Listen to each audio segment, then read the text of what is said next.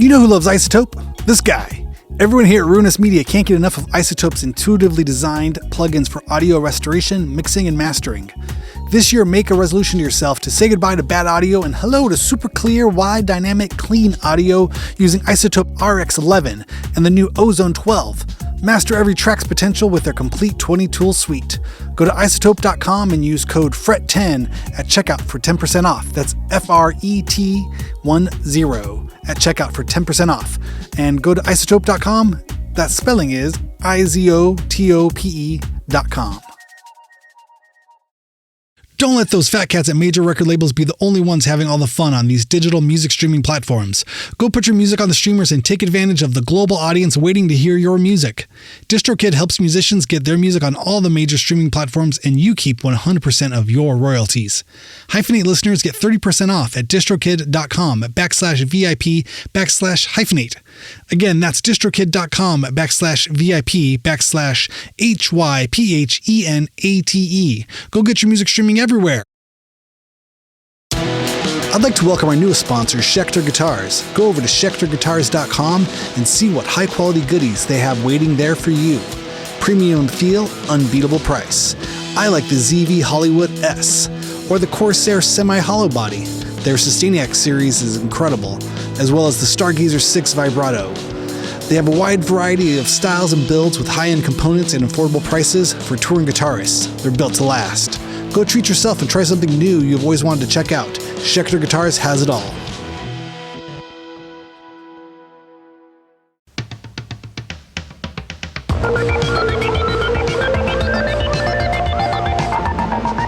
What's happening? Thank you so much for tuning in to Hyphenate with me, your host, Randy Randall. This is our show for Thursday, January 8th. On today's show, I welcome Michael Horton from the LA band Supercollider. Very cool band, and they got a great reissue that is out now. Everybody can go pick up a copy. Looks great, sounds even better. But first, I want to say Happy New Year to everybody. I am feeling better. I hope everybody else is feeling better out there too. I know this flu just blasted us.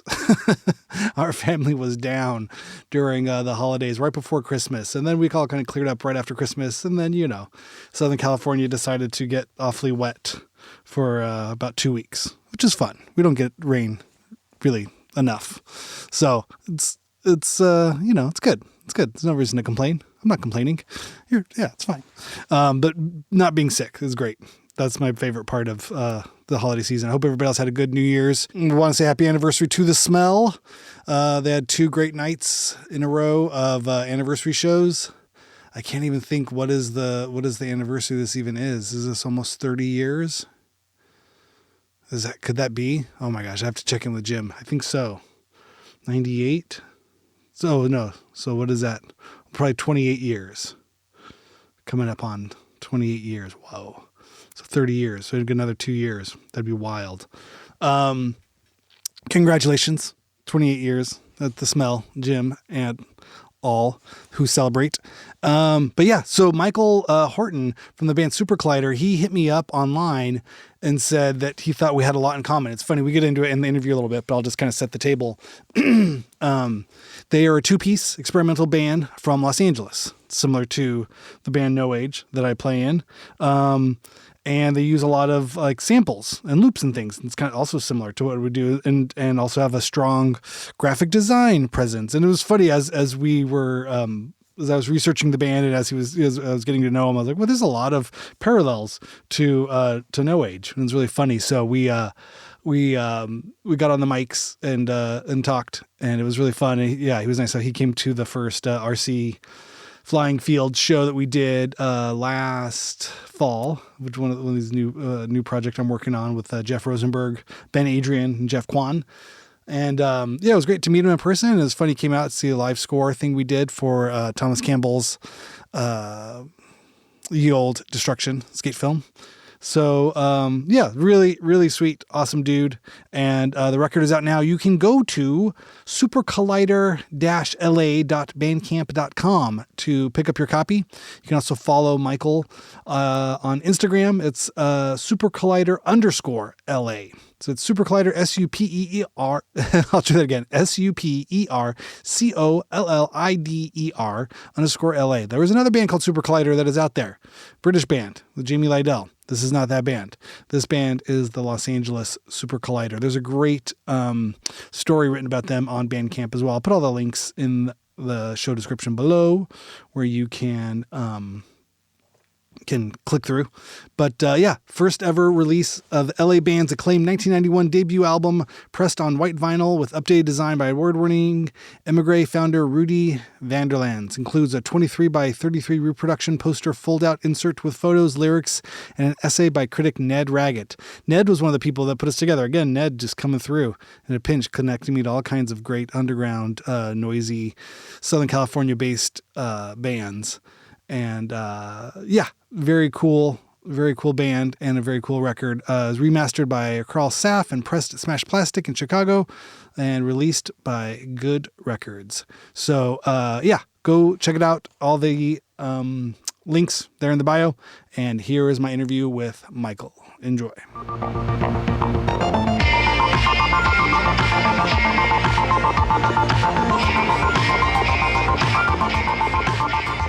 But yeah, this was a funny, long time in the making conversation. You'd hit me up about your musical project and said it sounds like there's a lot of similarities, or we had a lot of common ground to the No Age project. How did you? I forget what we probably went over all this last time, but my brain's all mush. No, it's better. It's better to start again. Yeah.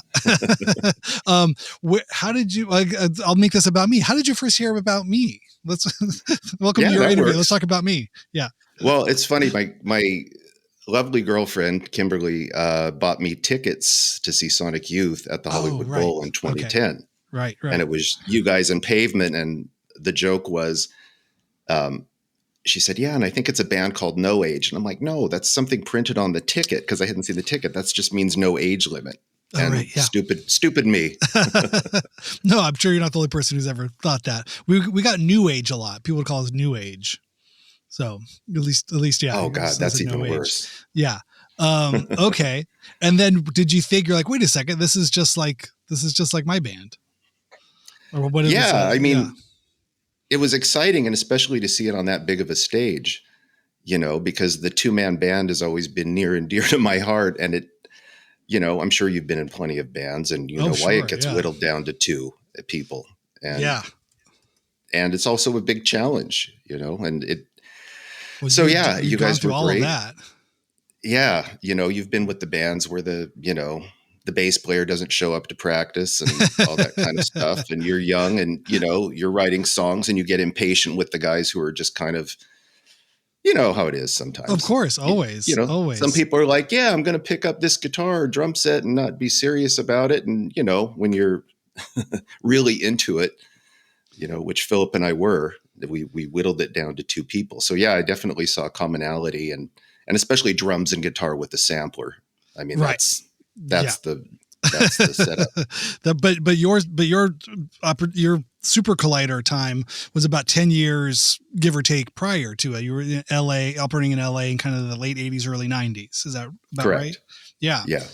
And I remember, from talking, it definitely seemed like, it's a funny thing when you realize, okay, like you kind of take the same sort of influences and you sort of mix it together, and they're sort of chasing similar dreams. And it's funny when it comes down, there's certain mechanics of it, like you said, just kind of being in a 2-person band, that sampler really helps fill out the sound, or at least that was sort of what we discovered. It was we needed more sounds happening, more layers of noise in order to sort of get something interesting.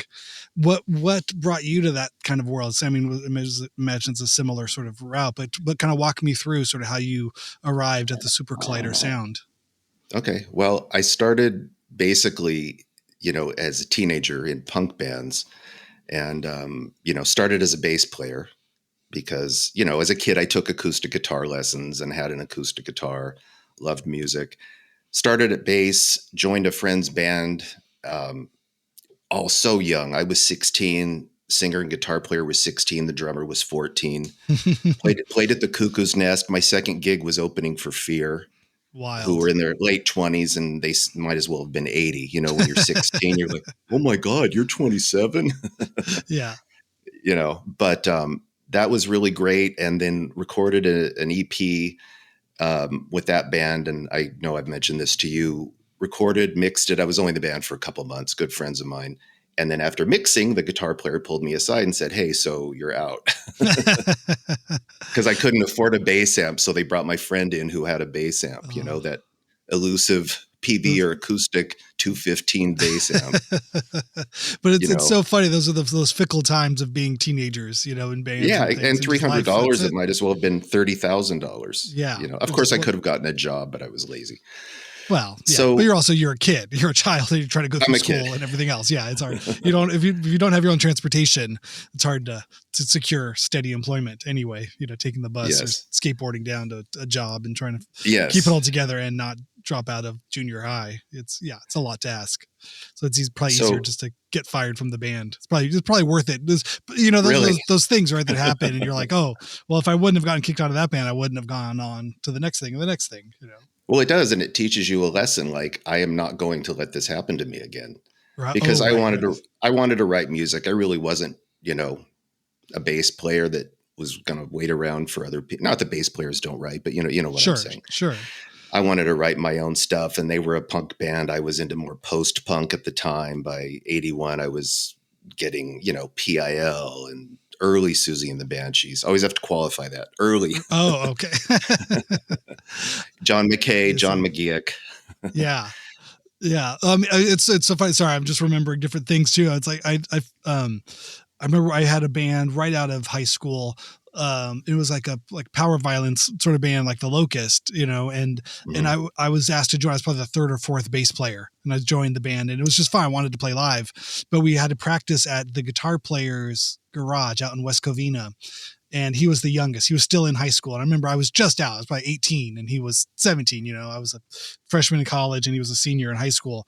But to me, that was a big enough divide. And then, because then at one point we were supposed to have practice, but he got grounded for something. We couldn't practice. And I remember here I am paying rent, going to college, driving a car that I paid for, felt like I had a little bit, I didn't have much going on, but I felt like I had enough going on to where I was like, I can't play in a high school band. This is bullshit. And then I asked the drummer who had got me into the band, I was like, do you want to quit this band and start something else? And that was kind of what, started a ball rolling for me musically. But I remember there was those crucial moments where you're just like, yeah, how am I going to we can't practice because this guy got grounded, when you realize you're not really the one driving the band, whether it's creatively or just schedule wise, you're like, this is a waste of my time. That's very true. And so I dusted myself off, and with the drummer who was still in that band, Lost Cause, I started a teen band, Ash Wednesday, and I'm like, and I was really steal the drummer. That's how that's really, well, but he split time between bands, which made it tricky. Yeah. But then I had two of my good friends, and I'm like, I'm going to teach you how to play guitar, and I'm going to teach you how to play bass. There we go. And we had a lot of fun. We had a synthesizer, our keyboard player for a while, practiced in her old parents' garage. And you know how it is, especially when you're young. Well, shit, even now, you can get a rehearsal space. It's like, oh my God, you're in. Yeah, that's it, right? Beats those haul in, haul out, $18 an hour, waiting for people to show up, people smoking cigarettes in the parking lot rehearsal spaces. Oh yeah. No, I remember there was one called R&R Studios. I don't know if this was ever in your time. It was right on Highland and Selma, just north of Sunset, in between Sunset and Hollywood off Highland.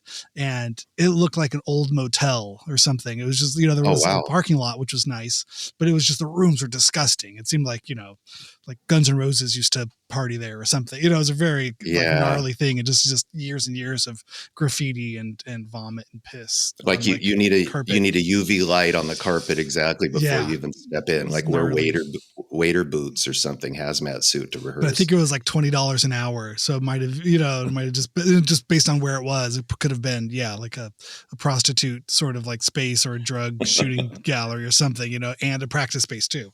Whoever had $20, you got it for an hour. And then you got kicked right.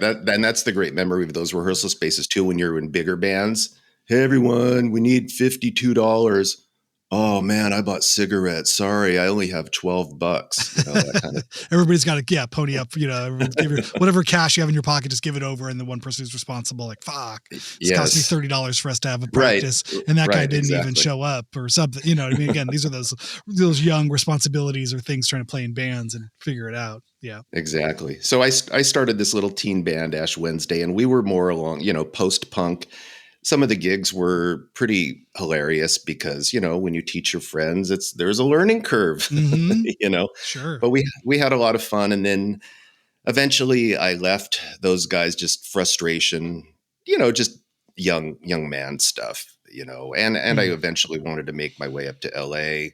So I joined a band, and this was a very short-lived thing in Whittier, and this was like 85, very REM-ish. This was my little sort of bridge between, because my Ash Wednesday was much more kind of original. We were writing, post-punky kind of stuff.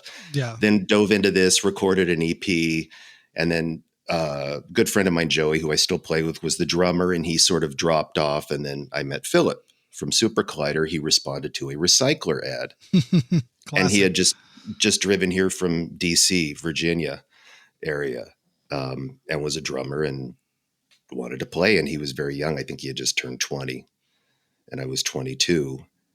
And played Orange County. We played like the Cafe de Grand and stuff like that. Played in San Francisco a couple times. Safari Sam's, which was a Huntington Beach club. Oh, wow. Yeah. Back in the day. And any notable bands that you opened up for, or bands that opened for you that would go on to become names from that time? Probably not. A lot of, played with a friend's band, Blue Trapeze. They were very good, but this is sort of the mid 80s Americana, cowpunky sort of thing. Swamp Zombies in Orange County. There was a lot of the goofier, silly stuff, Okay. like after punk decayed, everything kind of like, no one kind of knew which direction to go. College radio was huge. You just Gotcha. catch on to news. Oh, the Jesus and Mary chain. They do 20-minute sets. Got to go see them, But sort of the fringes of like what would, later be, celebrated, like the Meat Puppets sort of collided, Yep. cause, Americana, folk, funk, sort of, what a country swing sort of stuff, everything went. It's funny that there was almost that like novelty act era of music. I mean, I think of bands like King Kong out of Louisville. Did you ever hear I don't them? even know them. Oh, okay. They were members of Slint. It was a post Slint band, but it was like a party band, and it was like I think Drag City's re-released things, but it's a funny one, right? Where it's like, how serious do you take the music? Like, how serious could you? Because it's also the other side of it went metal, like crossover, like punk went, whatever was hardcore, Yes. that kind of became this metal scene, which and I hated that part. Yeah. So then the other side of that is then, how do you be authentic? But then it was pre Nirvana, which sort of like hit sort of dialed in this Pixies sort of thing as like the foundational sort of that's text. a good point. Yeah. Because I always just wanted to avoid, because I had a lot of friends after the punk and post-punk thing was dying out, they would either go the goofy sort of goth way, or then there were the guys that all of a sudden it goes from Motorhead to, the newer, I don't even know what that stuff is called, thrash metal or whatever. Metallica or Exodus. But then I think of bands like Dead Milkmen as well, which could have been almost categorized in like a novelty sort of thing. That's true. Or like the Residents, or, this kind of like, more art punk sort of and slash even novelty. On a softer way, maybe Camper Van Beethoven, a little bit.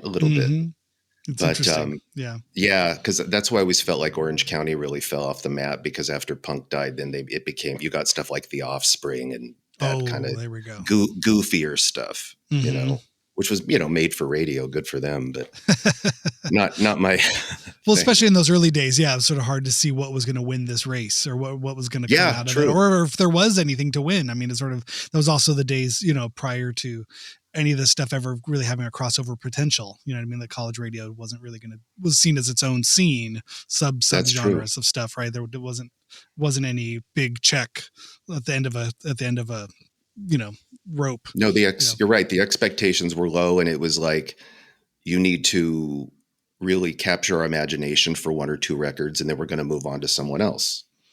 Interesting. Yeah. Yeah. But I just remember so in that band, we were in the sort of Americana-ish band. They were very influenced by Smiths, REM, and they were competent. And we played good shows, but Philip and I started feeling like, and me especially, writing, just like, I don't want to go deeper into this. And, all of a sudden I buy the DX100 synth and, Mm-hmm. that's showing up at band practice and I'm not sure what to do with it. And Philip loved King Crimson and stuff like that. And a lot of like funk from DC, bands like Okay. that. So just, Yeah.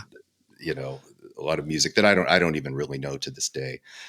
But that's interesting too, because that late 80s sort of world where it's like Sonic Youth hadn't really, probably broken as big as they would post Nirvana, but then even, things like Fugazi, you know what I mean? They were still sort of forming, and that sort of, this is this primordial soup and ooze of the post-punk scene. Like, okay, they were forming and probably had done one or two tours, but it hadn't necessarily been the big, they weren't, I feel like by the time I came around in the mid 90s to seeing things, it was like, oh, these are established, these were big names. There was for the weirdos, here we go. There's a well-paved path.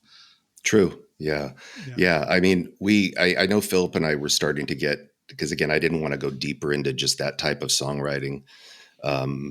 So we were both intrigued by, Sonic Youth was I probably first heard them in maybe 86. Wow. So early but late, really. Those early SST, but those SST records. Oh yeah. Yes. Yeah. I think I first bought Evol and then, Sister. Yeah. And then, so that was huge. It's like, oh, all those weird little, and again, to me, there's a lineage from John McGeoch and Keith Levine and John McKay. And I was so happy to see even Thurston Moore gives props to John McKay, because I always tell people, listen to that early Susan the Banshee stuff. And they're like, oh, like Dazzle? It's like, no. Yeah. Before that. Yeah. Yes. And, and if you don't like her voice, just ignore that part. Get a karaoke filter or something. No, I love those first like 3 Susie records are incredible. Totally. Yeah. No, I think we've talked about it, but yeah, I mean, I've used that as like cited that as inspiration for so many things that we would go on to do with No H stuff, especially just in the guitar playing of it all. Yes, totally. The songwriting of it. There's something really simple and repetitive, but also very melodic and, structured and it's held down, but in a very minimalist kind of way.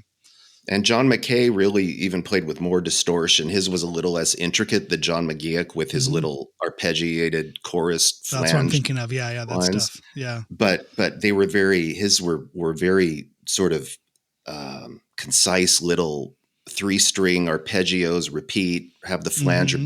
But John McKay was more of these dissonant chords, and they're really, really great. And so much of that Budgie Susie sort of connection too, like that, I mean, even those drums patterns and those drum things, and it's just like, okay, that could almost be like a hip hop or dance act in some ways, where the drum vocals really hold it down and the guitar kind of swirls and plays and kind of syncopates and does this other kind of like counter melody things underneath. What those two are doing, which were so absolutely, yeah, and again, Keith Levine as well.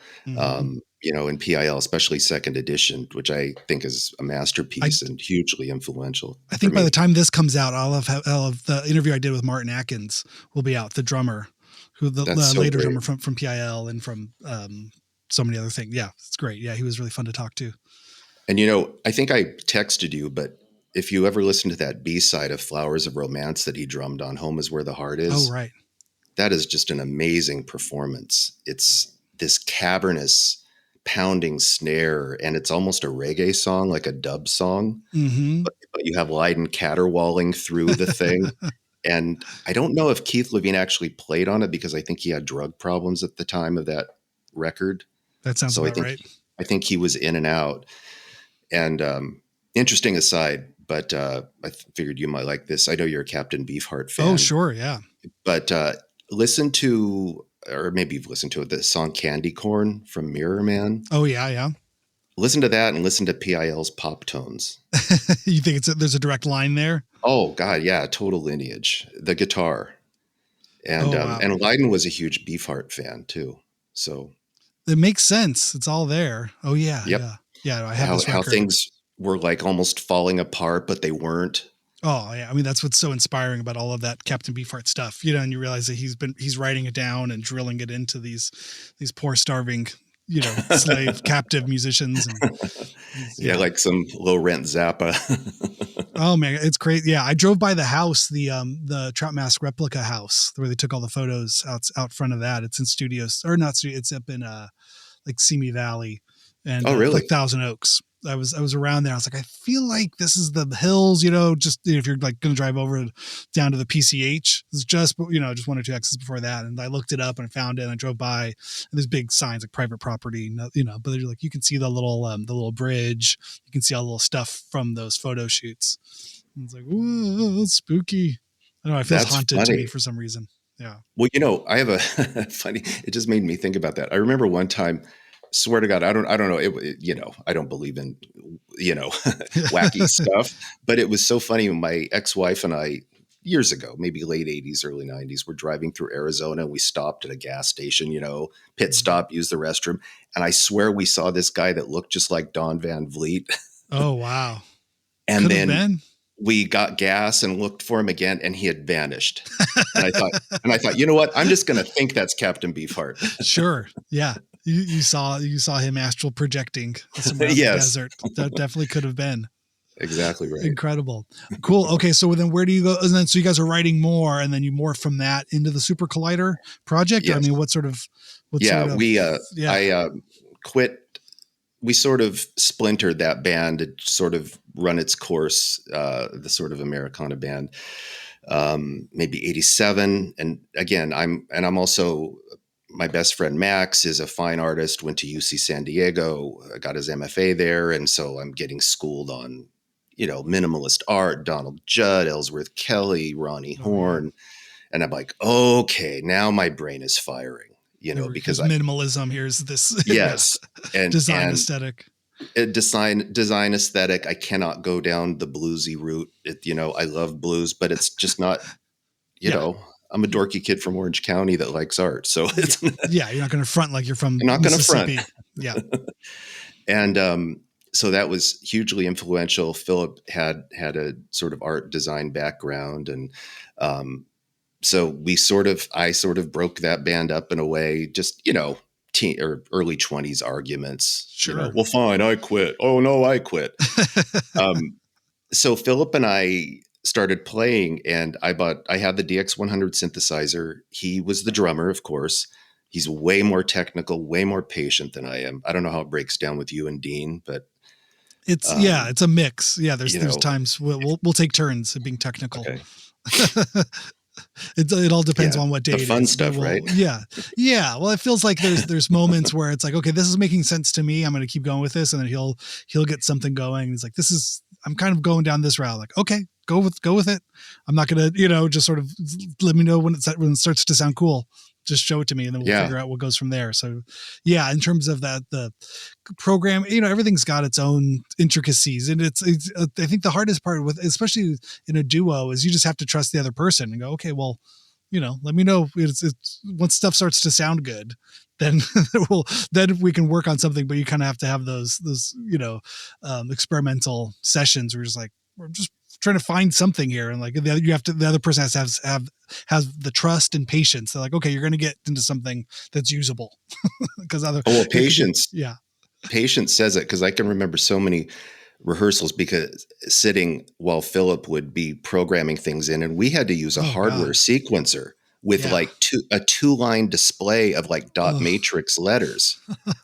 So you would have to play part, and it would go tick, tick, tick, tick, boom, bum, boom, bum, boom, bum. Okay, stop.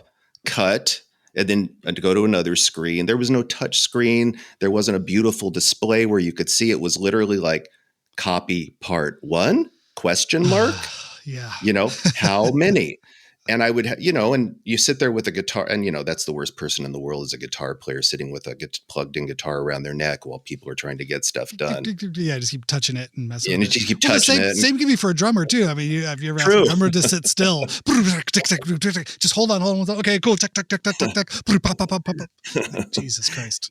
Exactly right. So Philip would be like, hey, just, give me a second here. Yeah. And it'd be like, dong, dong, dong, dong. Oh, shoot. I copied 12 of them, not 8. Or, you play songs. Oh, sure. And these early days, we'd play like, how many? You got 4? And we'd play like what we thought was 4 bars. And it's like, that was 5 minutes. That was supposed to be an intro. Holy shit. Okay. You know? All right. Hold on. We got to scale this back. You're putting it in the wrong Exactly. scale. So a lot of our very early stuff, which is going to be on the first record that we're reissuing now, is a lot of it is DX100, those very clanky Yamaha FM sounds, you know. Whoa. Bing, And this bong, is this a bong. precursor to the DX7? I have the DX7, but I don't have the DX100. Yes, it's the DX100 is the little baby one that was at the time like $300. It's I think 27 keys. It's maybe 2 feet long. Smaller than the DX7. Was the DX7 kind of more expanded, bigger version of DX7 was like a full, or at least close to full. Maybe it wasn't 88 keys, but it was probably 50 something, 40 something. But the DX100, I think, has 27 keys. But the funniest thing is FM synthesis engine. Yes, probably just not as quite as sophisticated of an engine, but I still have mine. It still sounds good. Have to put batteries in it though, because the little adapter broke. And those D batteries, man, that's a costly little and heavy too. Yeah, 6D battery. Yeah. But the great thing about the DX100 is it actually has guitar strap buttons on it. Oh, funny! So you could play like a guitar. Yes, play like a guitar on stage, which we never did.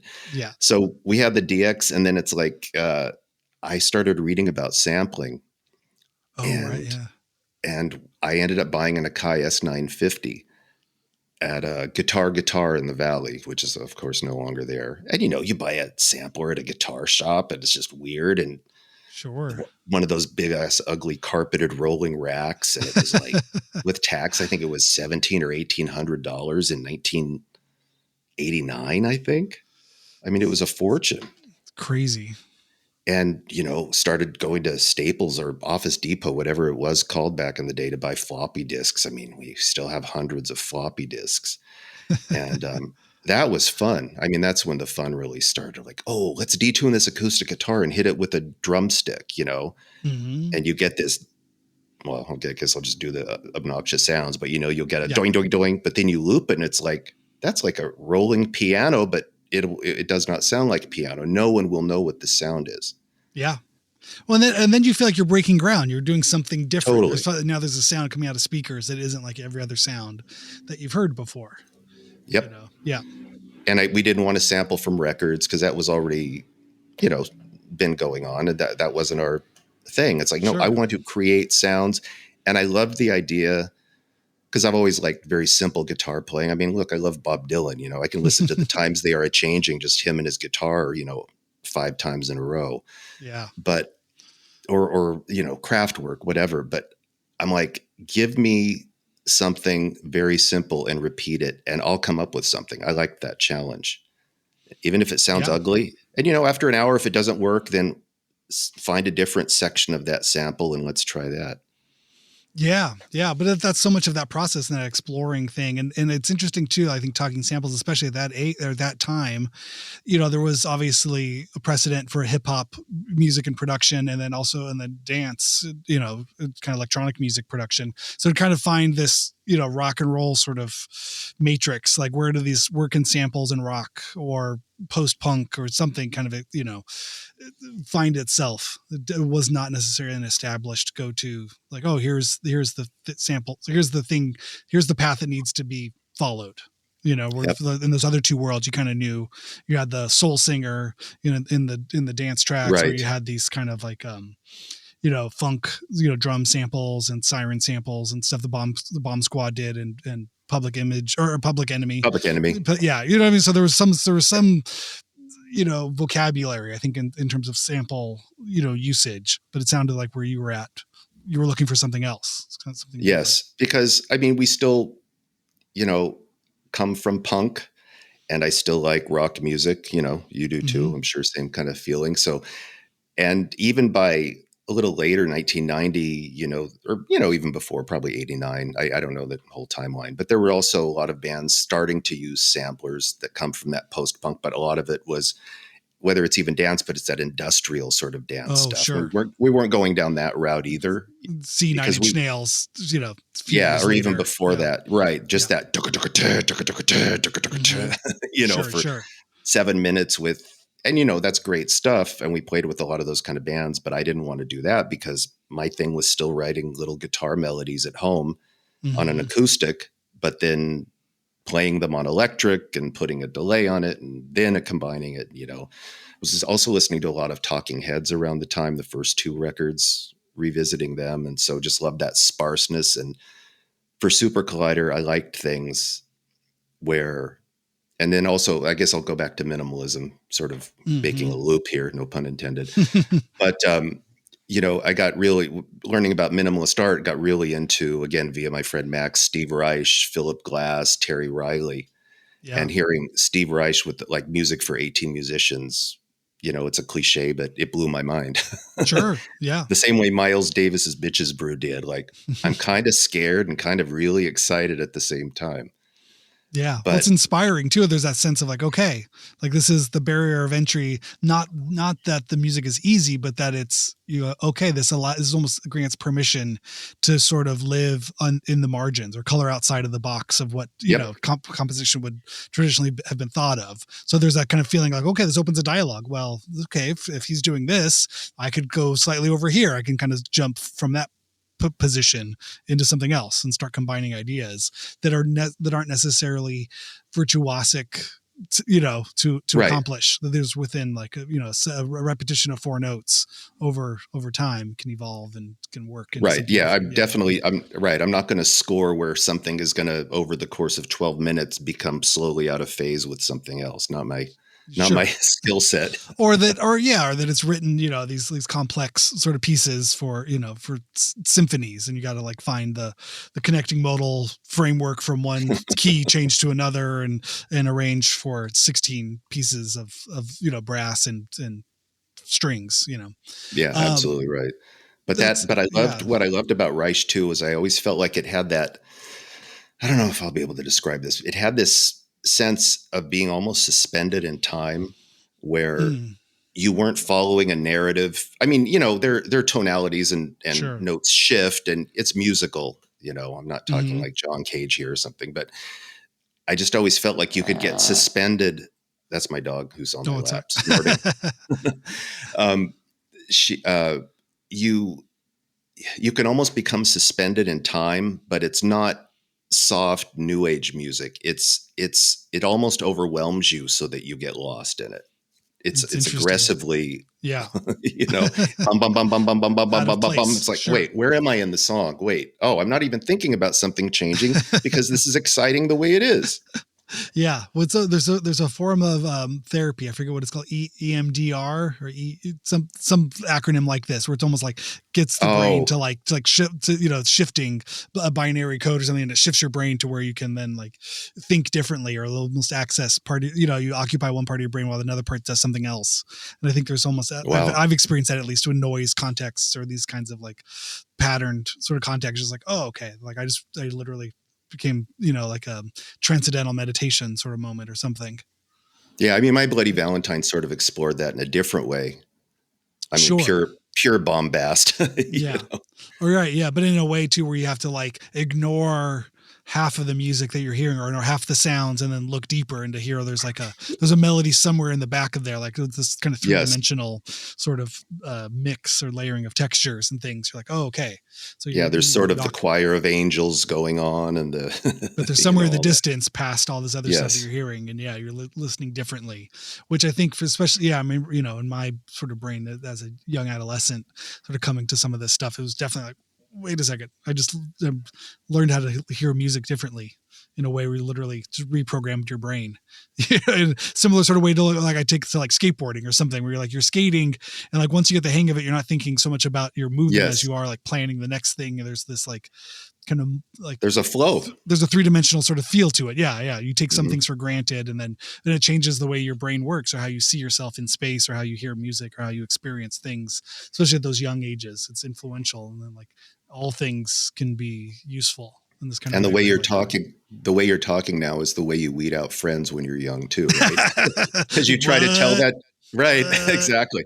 Yeah, but Neil Peart, you're talking about the drummer for this band. Have you ever heard Neil Peart? Right. Okay. Yeah.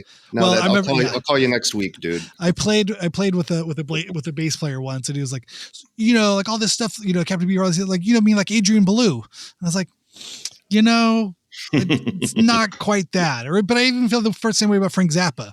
You know what I mean? I feel like Beefheart works because it's weird. Zappa doesn't work because he thinks he's weird. You know, it's like there's a feeling of like, you know, trying to be weird versus just being weird. There's something very and I know different people about love it. Frank Zappa, but it's never. And to me, so much of Frank same Zappa with like stuff, Fripp too. Like I think Fripp works in some contexts, like in those Eno records. yes, like that's no great. Pussy Fripp. Footing is great. But then the King Crimson stuff is like, I don't know. We're like really hammered, at least in my experience. Again, that could be ill-informed. I'm not a huge King Crimson fan. Philip, when we first started in Supercollider, he bought me 3 of a perfect pair, and that I can listen to. It's cleaner, it's less earlier, but again, I shouldn't even talk about them because I don't know their stuff. Yeah, I feel like it's you kind of go where your interest is pulled. Okay. So then Supercollider. Yeah. So then where do you guys start playing and tell me about the record that you're re-releasing? Yeah, well, we're re-releasing our first 1991 release. We, you know, and it's funny you're saying like we weren't this or you know, you're not this and you're not this. And yeah, we found that out. We were trying to book shows. I mean, we actually started off. Yeah. It is. We actually added a good friend of mine, Joe Selway, as bass for a short time in 1990, and it was actually really cool. He had a Rickenbacker, so it was very Peter Hooky bass lines, but then that sort of fell off. So he was in it for about a year. We did a demo in 88. So in 1991, well, let me organize it a little better. Then in 88, we actually played our first show, Philip and I, at my friend Max's MFA opening at UC San Diego. And he billed us as Horton und Haut and told people we were a minimalist pair from Germany. So people after the show would go, "That's really great. Where are you guys from?" And I'm like, "Orange." Wait, oh, you speak English? Yeah. That's hilarious. Yeah, pretty good. But that was, you know, so Philip would have this giant cache of equipment, you know, and we would have to, the sampler, the rack, the sequencer, the keyboard. Sometimes he'd be, you know, I'm sure Dean knows this. He's banging on a snare while he's like hitting a key with his right hand. He's hitting the snare. I'm trying to get in camera. Yeah. I know you know what a snare is. I talk with my hands. Yeah. But so we played a bunch of shows, played in Long Beach a lot because we rehearsed in Long Beach, coffee houses. We had some great shows at Bogart's in Long Beach in 90 because the booker there really liked us. But then, you know, we didn't have much of a draw other than friends. But we opened for Galaxy 500 there, which was great. And I remember talking to Dean Wareham at the time, and he said, "You know, you kind of remind me of Vinnie Riley. You should listen to them." So got to thank him for the Deruti column. That's cool. Thing. Played with Chris and Cozy from Throbbing Gristle, which was pretty cool. Incredible. In Long Beach? Yeah, and just stumbled into it. But then after a few gigs, he's like, "Yep, you guys don't get the big room anymore. You're in the Bohemian Cafe," which, you know, you're a parlor act. Yes. Yeah. It's where the poetry reading and the solo acoustic acts go and the weirdo shit goes. So we would do coffee houses, parties, played in LA, good shows at the Gaslight, which was on Ivar. And we would play with some cool band. You might have heard of like Glue and the Wild Stairs. Okay. It sounds kind of familiar. You know, and that was Jack Marquette and Tequila Mockingbird booked that in 91. It was called the Scud Club because the Persian Gulf War was going on. So Scud missiles. But that was actually really cool because it's kind of the way punk used to be, where you, in a good way, you might have someone doing a performance, and then you'd have a noise band, and then you'd have maybe us, and then you'd have a poetry reading in a good way, you know, and real like LA, you know, gay, straight, all ethnicities. It was actually really, really cool, you know, nothing, because you know how things get so segmented. Sure. Oh, well, I just don't know who I can book you guys with. You're a 2-man act and So we were looking for a label, and we were just going to we've recorded the first record in Orange County at Dan Koenig from Blue Trapeze's studio. And by studio, I mean, it was like his band member's brother-in-law's warehouse that he did some kind of contractor, like industrial thing. So we had a corner of it, recorded it. And then we were going to put it out, and I was so organized then. I still have a book with, you know, I'd have to call people, landline, write notes, every day, every time I would call them, notes, mail stuff. It's a slow process back then. So Emigre magazine, which is Rudy Vanderland, Susanna Lichko, and I'm sure people are familiar with Emigre fonts. Mm-hmm. But back in the day, they had a magazine, and he's an amazing graphic designer. He liked it, and he was starting kind of a small label as an adjunct to the magazine. So he signed like Basshead was on it. I think they were the ones that probably did the best. Michael Ivey. It was like kind of chill hip hop, kind of trip hoppy kind of stuff. And he ended up signing us and putting it out on Emigre. And I had an idea for a poster with the black and white stripes with the green. I'll show it here. Oh yeah, looks great. So this is the record, but the poster was just this part of it, and that was our promo poster. And we put it out on CD and cassette, and played a lot of great shows. That poster that we conceived together is in LACMA's permanent design collection, which I'm actually pretty proud of. That's it's pretty cool. How did that happen? Was that through the magazine or labels? Yeah, through Rudy, because he's just such a well-known. I mean, it's kind of like you with Brian. Oh right, with Brian Rodinger. Yeah. And so we trying to think how to condense this. Just kept playing shows. Probably our best show was in New York City. That's always laugh. It's like in LA at that time, you were kind of alluding to the post-punk fall off when everything splinters. Trying to get a gig in the early 90s doing our thing was kind of weird because all those hair bands of the late 80s had kind of ruined everything.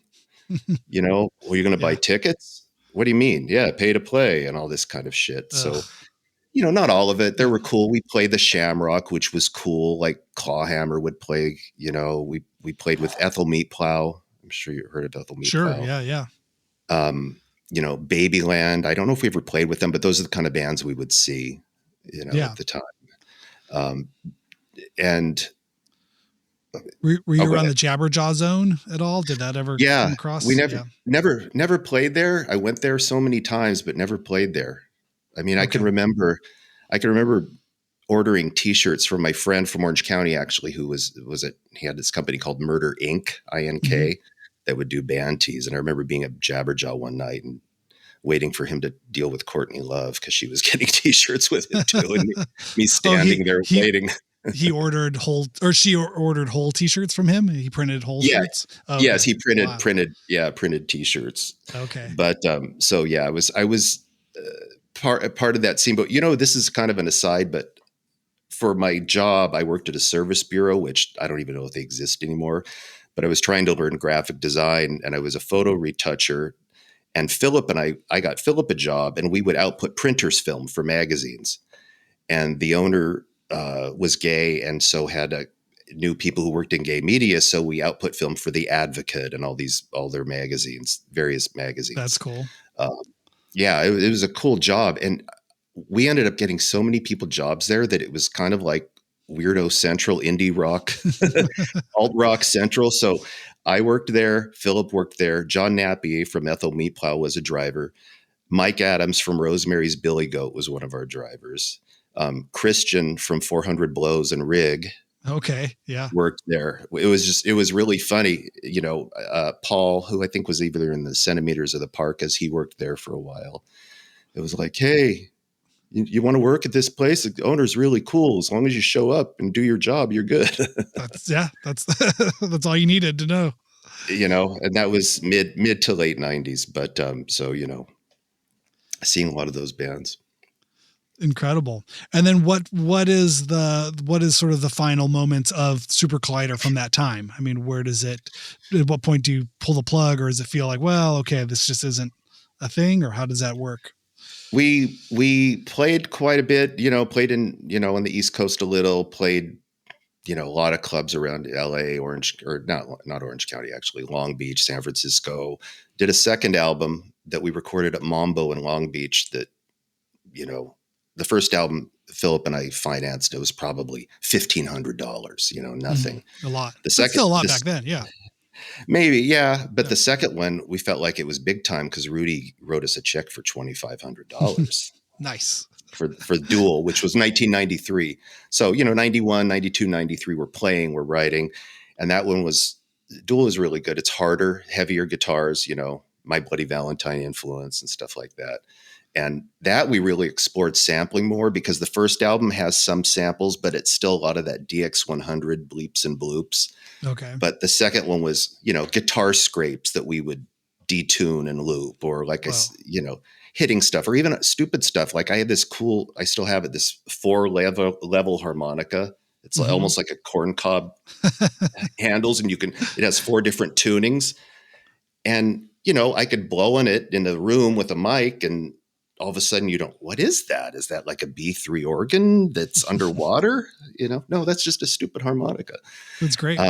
But that album was really fun. We recorded that at Mambo, and that was 93. And then Philip's future wife was going to UC Santa Cruz, and she was graduating with a MFA, I think, and wanted to move to DC to work in a gallery. And he's from that area. So we recorded that, mixed that. And then the night we actually had it digitally mastered, I think at Digital Brothers, maybe. We just kind of shook hands in the parking lot, and he split to DC. And so that sort of, it was marked the end of the band. The record's done, put it out for a while. We'll see ya. Yeah. It's kind of like, okay, 2-man band, 1-man band. At the time we thought maybe my ex-wife and I then might move to New York. I was I was 29. So I'm like, what are we going to do? What are we going to do? But by that time you have to work. And so then he ended up moving back like a year later. But Philip is always busy. He doesn't wait around. He plays in other bands and is always working on stuff. I was kind of undecided, and we did play more shows. We played some Al's Bar gigs in maybe 96, maybe. They would do these. I mean, Al's Bar is always weird stuff, and it's always fun. I always joke that I swear to God, I think the most money we ever made in LA was at Al's Bar, which is a sad thing in LA. You never know. Yeah. It doesn't take much to get to be a lot of money though. When you don't make a lot of money, you get $300. You're like, we're rich. That's it. Yeah. This wasn't even that. I mean, shit, I had made more, like in that Americana band. I keep calling it that. The name of the band was The Wake. I just don't like that name, but, and I didn't come up with it, but, I remember we played UCI once, and we drove down there, and they said, oh, sorry, there's been a conference scheduled for that area. Oh. And they just handed us a $250 check, and then we left. I'm like, thank you, UC system. Yeah, exactly. Yeah, I remember the band we had before No Age. We were doing I think it was our first U.S. tour, maybe second U.S. tour, and we had a college gig opening for this band, I Am Spoonbender, and it was at the VCU, Virginia Commonwealth University, and we were the openers. And, we're, sleeping on floors and got no money, playing basements and house shows and anything we could. But we got a check for $300 that night. That's why I remember that $300. Just wow. Like, whoa, this is incredible. And I think, and then we heard like the band that I'm Spoonbender got $3,000, and we're like, oh my God. Okay. I still think, oh my God. Still, yeah, no, it's not bad. But just that feeling like, okay, there is money out there. It was a college gig. It was a good, so it was a good thing. But I think that $300, probably got us gas for the rest of the tour. It was the kind of That's thing great. It was a different time. Because really, the next night we made $30, and that was back to normal. And that's kind of what we got. I know you can see why in the old days someone like Peter Grant with Led Zeppelin was important. Some 6'5" ex wrestler. To say, oh, sorry, we promised you 2,000. No one showed up. Here's 800. Give me my money. Yeah.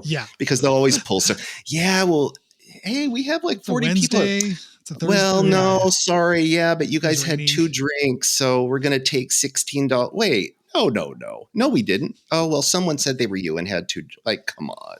Yeah. But, I always find that so funny that, and again, we played probably a 10th of the shows you guys did, but that the 2 places that treated us the best were Al's Bar and the Knitting Factory. Yeah. Yeah. You never know. You know what I mean? If it's run by people who've been in that position, who care? Yeah. Then it's like you get treated like a person, It's like, it's such a Yeah. novel idea. Like, oh yeah, you guys are real people. Here you go.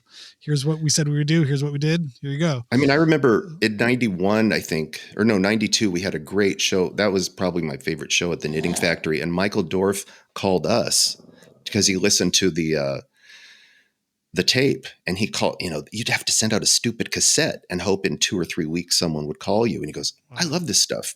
Come and play. And I'm like, Amazing. yeah, okay. And, probably made like $150 or something, but it was so cool because that's when I felt like, oh, this could really be something, because we started playing a lot of our stuff is, repetitive and loops or, longer sequences. And, I play a single tap delay guitar. So it gets that sort of Reichian pulse sound thing. Yeah. Yes. And I remember all of a sudden people got quiet and they sat down on the floor. And I just thought, this is really cool. Not that I want everyone to sit down, but it's like they were listening. The audience, that was going to the Knitting Factory knew what to do with music like yours. It wasn't so foreign of an idea. That's cool. Yeah.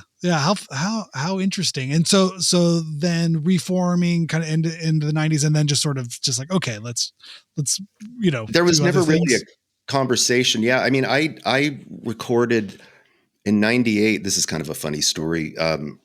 Rudy Vanderlands from Emigre was still putting out some music, but he would do them on these sort of limited CDs, these beautiful, like cardboard, chipboard cases. Sometimes they'd have a little box, very, very designy of the time. Yes. Yes. And he even did one called Sleeping Out Loud, where it was actually a cardboard box and it had a little pillow inside of it.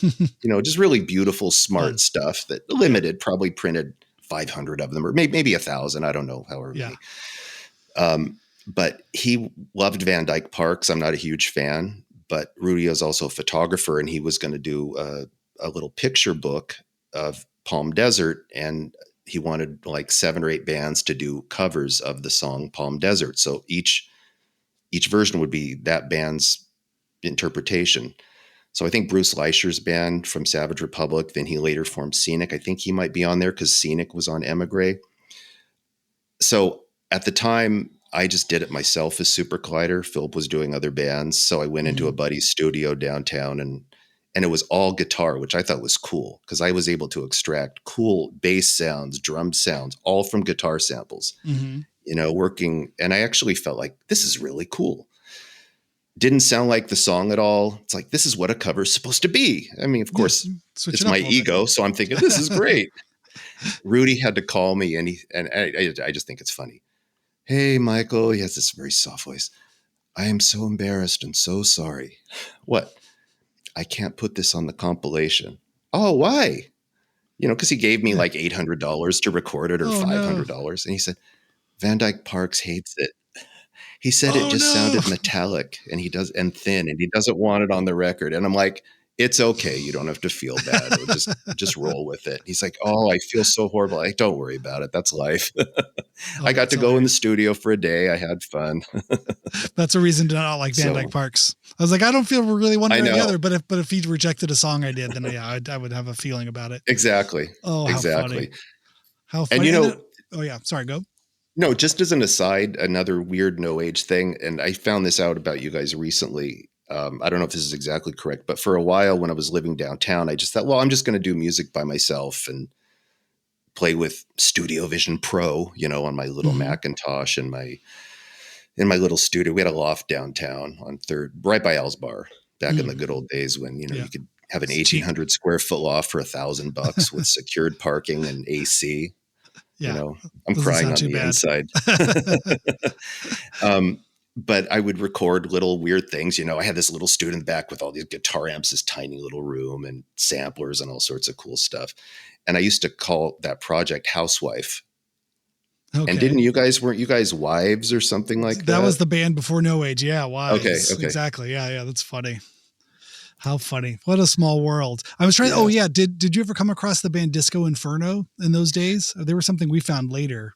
But I didn't, but Ned Raggett, who's been terrific writing about us, has that I Love Everything website. Mm-hmm. That's how I discovered Ned, maybe, early or mid 2000s, because I was Googling myself. Must have been in a fit of insecurity or something. And unfortunately, you know, Michael Horton, I think there's some pastor or something named Michael Horton. So I have to weed through that stuff, Funny. but, or maybe he's a religious writer, but I found that site and these people someone wrote, I think it was Brian McDonald, who's in a very cool band. And the title was King of the Overlooked or Effing Overlooked. And people were talking about Supercollider. And again, then there was a Supercollider that came after us. Oh, is this the 2-man band from England, Jamie Liddell? And it's like, no, not them. Wait, is this the music other software? 2-man band. Yeah, Right. it's the other 2-man band from LA. Right. Oh yeah. And funny. then you see stuff you forget. Like someone wrote, oh yeah, I saw them at Munchies in Pomona and they played with NASA film. Because, you know, sometimes 2-man band isn't that exciting. So we learned to show projections on us. And sure, this strange guy, his father worked at NASA in the 60s that we knew Randy was Polsky and used to book the hillside in Long Beach. So he let us went and bought like I guess, is that a 60 millimeter projector, like a school projector? Maybe. Yeah. That's the real small one, the real thin one, 16. Yeah. Yeah. So I bought one of those and, or maybe it was 8 millimeter. I don't know anything about that stuff, but I remember going to the recycler and, you know, buying one of those for like $40 and we would show these old movies on us, you know, which worked with the music because you just see this slow motion rocket igniting and lifting off. That's awesome. Yeah. It was really fun. That's great. Well, where can people follow Supercollider and get the reissue and find out more about everything you're doing? Well, we will be releasing it this week. I'm going to try to get it into stores, but it will be on our Bandcamp page. Okay. I don't know if I can send you a link. Yeah. Sure. Yeah. I'll put a link in the show notes here. Down below, everyone can go there and buy it directly from you on the Bandcamp page. Yep, it's a beautiful set. It's on white vinyl. And Rudy Vanderlands, actually, I called him and said, hey, we'd love to repurpose the CD design, which was really cool because he actually used a 2/3 width sleeve. So you see the CD poking through. Oh, cool. On the CD. So he he said, well, I can't remember how he phrased it now, but he goes, well, you understand, since I designed it, I would like control of it. So I will do it. I will redesign the LP cover for free. Cool. So that's nice. Yeah, it was great. So it's on white vinyl and it's really beautiful. It comes with a poster, the full size poster, because that was our promo poster in the day, you know, so 22 by 33 inch poster. And we tape it up, you know, hope to God someone could know what Supercollider is, you know, in front of some club you're playing, you know, later that night. I was just looking through old pictures and I found Philip taping one up at the bank in Baltimore. There's this club called the Bank, which was literally an old bank. Oh, that's you know, fun. I'm sure it sounded great. It wasn't echoey and crazy. Right, exactly. Yeah. The cavern. I don't know if that's kind of stuff even happens anymore, where it seems like those whole idea of downtowns having empty real estate where someone can do a creative space. I don't even know if that's gone the way of. Who knows? Yeah, we actually played, God, it was played now 8 years ago, but we played a venue in downtown Long Beach, the Vault or something like that. And when it was to be like a bank kind of thing. And there was like a restaurant upstairs and then downstairs was a venue. That was a while back, but I think the Knitting Factory Presents people were booking that. I think they still have a booking presence somewhere in LA, but you never know. I know. I don't go out enough now to even know what's going on. It's the kind of thing. I know. I'd love to talk shit, but I'm like, actually, I don't even know. I'm in bed by 8 by the time I get the kids to bed. Philip and I are actually talking about playing some shows because we want to hype it up, and fun. Give people a chance to see it again. So I'm hoping, I know he's playing with the Centimeters at some show at the Regent later this month. They're doing like a 90s Spaceland thing. Yeah. Yeah. So hopefully after the first of the year, we can string some rehearsals together and get that moving. I'd like to play maybe Zebulon.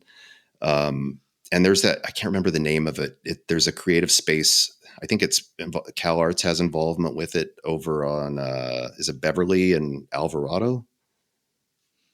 Oh yeah. The space 220 or yes, something like that. Yeah. Yeah. Yeah. And bootleg theater. Yeah, Philip said that would be a good spot, but it's kind of a funny LA thing. But Zebulon, I know the owner because our kids went to elementary school together. It's a girl from Pickup. Like, hey, all right. Yes, exactly. I drove his kid to a field trip one time. There you go. So like, we can call in a favor. Hey, remember right, me? Exactly. Like, I yeah, delivered how your kit fun. safely to the Museum of Tolerance in Can 2017. does that get me a Thursday night at least? Can we get a Thursday Right, or a Wednesday? exactly. Yeah. Yeah, so we're hoping to do that, and working the kinks out, but I have to figure out. I mean, Philip, works for Sirius and is a professional engineer, but we're trying to figure out how to do this where it's, because in the old days we would drag all this stuff out, Mm.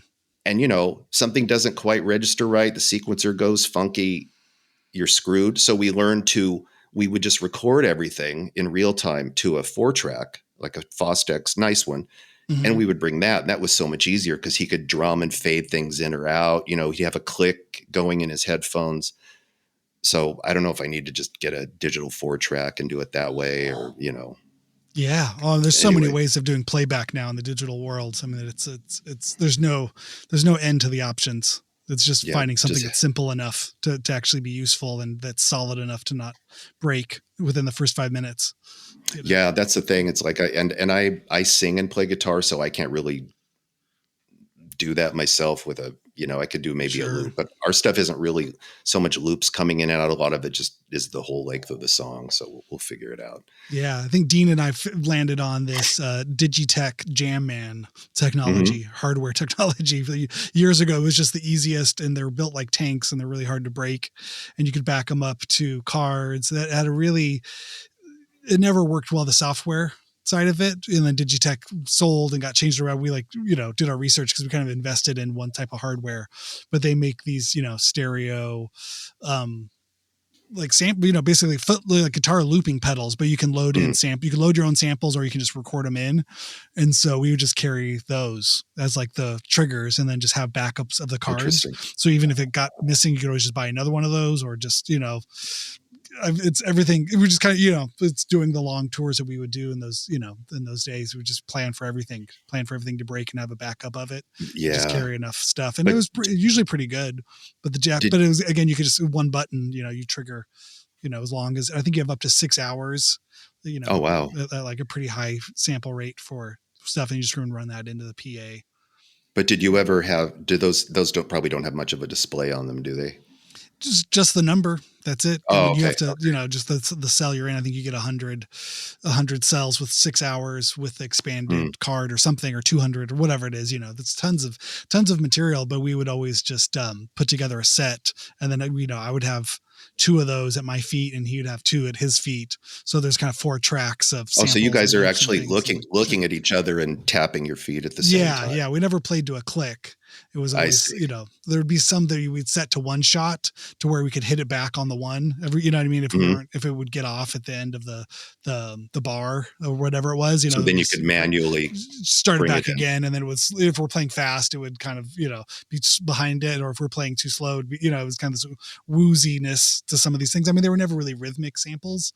It was always kind of like a texture or a sound or maybe a melody.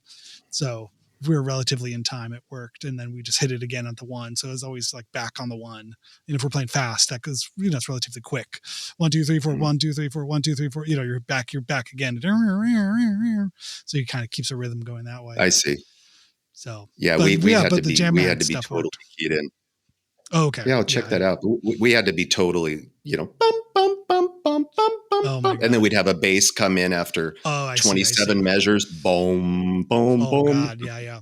But at that point too, you'd have to just carry your own monitors equipment too, because you would need to hear that. That was always the thing with this stuff. It was like I would play so damn loud, and it was, if anything that was coming that we needed to hear back, we'd have to just bring our own amps for it, because we couldn't rely on the house to give us monitors that we could hear. Oh, because they don't care, or they don't understand what you're doing. Yeah, exactly. So because it's like, if you can hear the kick, you guys are good. It's like, no, it's more complicated than that. Yeah, but even when we had our own front of house person we'd take with us, it was always dependent on the equipment that night, or how much give, where the room had. So that was the other side of it too. It was like, this stuff was always kind of just textural. So if it was in there, I always wanted it to be as loud in the room. I wanted it to be as loud as the guitars. Mm-hmm. But, just there's a million things that are just out of your control at that point. But for sure. But for what you're doing, you'd almost have to have like a bass amp or 2. Well, on Philip stage, right? To play having that the stuff. having the click really helped. But Sure. it's funny because I was just talking to a friend last night. In the early days, I discovered I like these 150 millisecond delays. I mean, it's not slap back, but it's a quick repeat. Yeah, yeah. So it keeps me locked in. But I can remember playing and writing, and I had an Elisa's MIDI Verb 2, which I loved, but the delays were all presets. So it'd be like 50-second delay, 65-millisecond delay. Right. So 75. So it'd be like, oh, if you're in between, it's like, oh, we got to speed this up a little. Cause I'd start playing, I guess it's number 6 or number 75 preset. And Philip would be sitting there I have pretty good time, but he's he's great time. Locked in. He's like, nope, and he'd be going, you're off. Yeah, he'd be playing, you're off. I'm like, what? You're off. Like, how can I be? He's like, not live, the but button's wrong. Sure, but I'm on for me. I'm in time. Oh, it's so funny. One of the strangest gigs, and I know you guys have probably played even cooler gigs, but I remember for the second album, Duel, Rudy was a guest teacher at CalArts for the graphic design MFA program. So he brought us in, and as their project was to design a cover either for one of the songs, a CD cover, or for the entire album. So I got to do a little crit session, which was cool. All this artwork hanging up. This is 93, I guess. And it was pretty cool. Met all these young, I was young then too, young MFA students, really, really sharp people. And so as a thank you, we played a gig at the Pacific Design Center for them. Oh, cool. And I can just remember wheeling in the rack and guitar amps, and the cleaning guys will see you and they're like, who are you? Where's the amphitheater? What? The theater? What the big room? Huh? This is the big blue building over on Melrose. Yes. Yeah. The Blue Whale. And, just wheeling it. It just seemed like miles on these floors. Sample that. Yeah. Yeah, exactly. So, it's fun. A lot of good stuff. Yeah. We played a show at CalArts in one of the classrooms. It was really fun. I think Brian was teaching the class there, and we had researched it. I think Black Flag had played in that same room somewhere in the early 80s for some project or something. They had gotten brought in there. We found old photos of it and we're like, oh, that's fun. That's cool. That is cool. Same sort of room. Yeah, that's sort of Dean's neck of the woods up there. And he's done a lot of different work at CalArts. So really? That's a fun building. I don't know anything about it. I have a friend who went there many, like in the crazy, I was too young for this, but went to school there with like Mike Kelly and all those people. Oh, wow. It was really a free for all. Yeah, it's kind of beyond my pay grade, for school stuff, but yeah, being up there, it seems very peaceful. The story I always heard was that it was designed so that it could be flipped over to a hospital if it wasn't successful as an art school, that the hallways are wide enough and all the doorways are wide enough that it could be used as a medical facility, because you could get those gurneys or those medical beds in and out of all the rooms. So it's everything's slightly bigger than normal, like a office building or a school building would be. So just in case. I think that's wild. I think it was a Disney funded project, because by whatever terms, I don't know if it's in the 60s or 70s, that they didn't have enough young animators coming into their business, that they had the old men that Walt had trained or had worked with Walt in the early days. And then as those people were retiring or dying, there wasn't enough young talent coming up. So they, basically financed an art school, an animation school, to teach young animators how to animate in the Disney style. And Whoa. Then they would have internships, by the end, they take the best of the best there. And then they had a kind of their own sort of training facility. They could funnel the new young talent straight into Disney, studios. And that's where someone like Tim Burton, I think, got his sort of pathway. He's worked on The Fox and the Hound, like in the late 70s. Oh, wow. He came out of CalArts and then right into Disney studio stuff. I didn't know that program. As far as I know, that was the background that I had heard. Yeah. That it's, one thing it just made me think about that. One thing I want to mention is that, the person behind the label, of our reissue album, this time it's around It's Good Records, is my friend David, who's been terrific, and he's the one who's starting this label, who's printing out the LPs. But David Horry, amazing illustrator and painter, but he worked with Andy Warhol at Interview in the 70s. Wow. So, Wild. and just has Must or in have the stories. 80s, early 80s, has great stories, great pictures of him having lunch with like, Warhol and Madonna and Can you imagine? all The these fly on the wall. To that yeah, stuff. yeah, and just an incredible artist. So I'm really excited and thankful that he's putting this out. So we're hoping we can reel in some kids and younger cool. people. Absolutely. Well, yeah. Well, we'll have a link in the show notes down below. And then what about an Instagram or social media following? Do you have anywhere to direct people for that? I will send you an Instagram. Well, you know what? I need to start on the Instagram because I'm a little behind on that. I mean, I have a Facebook page, but that's I don't touch that very much. Mostly it's Bandcamp, and okay. I can send you the Ned Raggett piece that he wrote when we actually redid things just for digital in 2019, 2020. And we were going to start hopefully playing in 2020, and then what happened at the beginning of 2020. Best laid plans. Yes, best laid plans, derailment after derailment. But I'm excited, and hopefully we can play. And what do you have going on next? Let's see. At this point, nothing really to announce. I mean, hopefully more things in 2026. But no, nothing. Just slowly grinding it out day by day. That sounds good. Hopefully more creative endeavors to become public consumption, but you never know. The worst thing you can do is say, "Oh, this is what I'm doing." Again, write those plans. I know. Tell everybody your plans, and then none of that happened. Like, whatever happened to that thing you talked about? Like, well, I probably shouldn't have talked about it that early. I know. Then you're one of a long line of people who talks about things and it never does things. Yeah. Or does things to people's satisfaction where it's a tangible thing. Yeah. I'll wait till everything's more realistic to talk about it, or more closer to being done. I hear you. In process. The works in progress, I guess I could say for now. Awesome, Michael. Well, thank you so much. I appreciate it. Thank you. There he is, Michael Horton. Thank you so much for coming on. Thank you, everybody, for listening. You can write me hyphenatehalftime@gmail.com. You can also find me on the Instagrams at Randy S. Randall. I will be back on Monday with Aaron Farley to discuss this interview and all the other old man topics that we often find ourselves covering in this this format of podcasting. But don't forget, go to supercollider-la.bandcamp.com to buy the new record and to support Michael and Philip in their reissue and all things they do going forward. You can also follow Michael for any news and updates at Supercollider _LA. There we go. I figured it out. I'm not so dumb. Instagram.com/supercollider_LA, or better yet, just go to the link in the description. There is a whole description of text that I write and I tag every episode.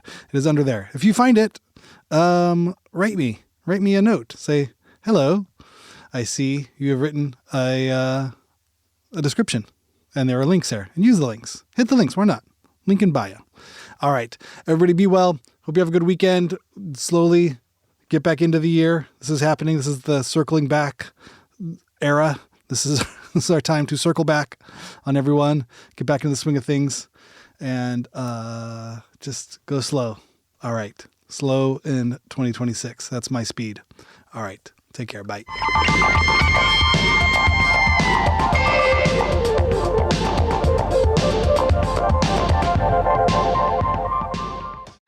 Played at the Cuckoo's Nest. My second gig was opening for Fear, who were in their late 20s, and they might as well have been 80. When you're 16, you're like, oh my God, you're 27.